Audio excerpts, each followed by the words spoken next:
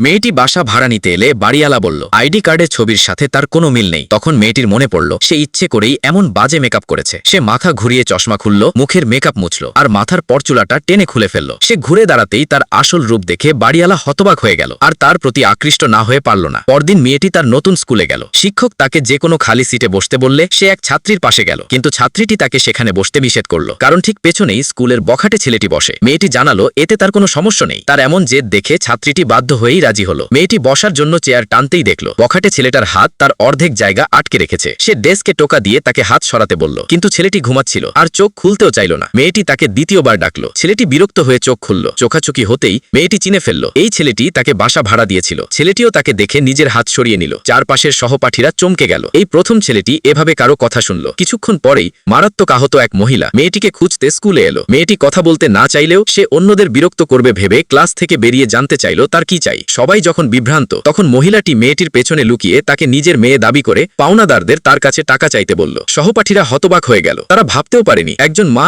এমন হতে পারে। মেয়েটি শক্ত করে হাত মুঠো করল। সে মহিলাটিকে না চেনার ভান করে প্রমাণ দিতে বলল যে সে সত্যিই তার মা। মহিলাটি রেগে গিয়ে তাকে অকৃতজ্ঞ বলে গালি দিল, কিন্তু মেয়েটি ঠান্ডা গলায় বলল তুমি আমার মা হলে নিশ্চয়ই আমাদের একসাথে ছবি আর একে অপরের কন্ট্যাক্ট নাম্বার থাকবে। মহিলাটি সাথে সাথেই ঘাবড়ে গেল। আসলে সে এক সময় এক ধনী ব্যবসায়ীর রক্ষিতা ছিল। তখন সে টাকার লোভে মেয়েটিকে ওই ব্যবসায়ীর কাছে রেখে যায় আর কখনো তার খোঁজ নেয়নি। আগের দিনই ওই ব্যবসায়ীর স্ত্রীর মেয়ে তাকে বাড়ি থেকে তাড়িয়ে দিয়েছিল। ব্যবসায়ী তাকে নিজের জন্মদাত্রী মায়ের কাছে গিয়ে থাকতে বলেছিল, কিন্তু সে এই মহিলার বাড়িতে পৌঁছাতেই মহিলাটি জোর দিয়ে বলতে থাকে ব্যবসায়ী নিশ্চয়ই তাকে কিছু টাকা দিয়েছে আর সেটা তাকে দিয়ে দিতে বলো। মেয়েটি এমন মায়ের সাথে থাকতে রাজি হয়নি বলেই সে ছেলেটার বাসা ভাড়া নিয়েছিল। মেয়েটি পাওনাদারদের জানালো মহিলাটি যদি তার বলা কোনো প্রমাণ দেখাতে পারে তবেই সে তাকে নিজের মা হিসেবে মেনে নেবে। মহিলাটি ক্ষিপ্ত হয়ে মেয়েটিকে তার ঋণ শোধ করতে জোর করতে লাগলো। মেয়েটির শিক্ষক এই ঝামেলা দেখে থামাতে ছুটে এলে মহিলাটি তাকে ধাক্কা দিয়ে মাটিতে ফেলে দেয় আর তার চশমা ভেঙে যায়। তিনি চিৎকার করে মেয়েটিকে নিজের পেছনে আড়াল করে বললেন এই মহিলা একদল গুন্ডা নিয়ে স্কুল ক্যাম্পাসে ঝামেলা করার সাহস দেখিয়েছে। পরিস্থিতি খারাপ হওয়ার ভয়ে প্রধান পাওনাদার মহিলাটিকে চড় মেরে তার লোকদের তাকে নিয়ে যেতে বলল। অবশেষে বিষয়টার মীমাংসা হলো। মেয়েটি শিক্ষকের কাছে ক্ষমা চাইল আর তাকে নতুন চশমা কিনে দেওয়ার কথা জানালো। সেই রাতে জঘন্য বাবা মায়ের হাত থেকে বাঁচার আনন্দ উদযাপনে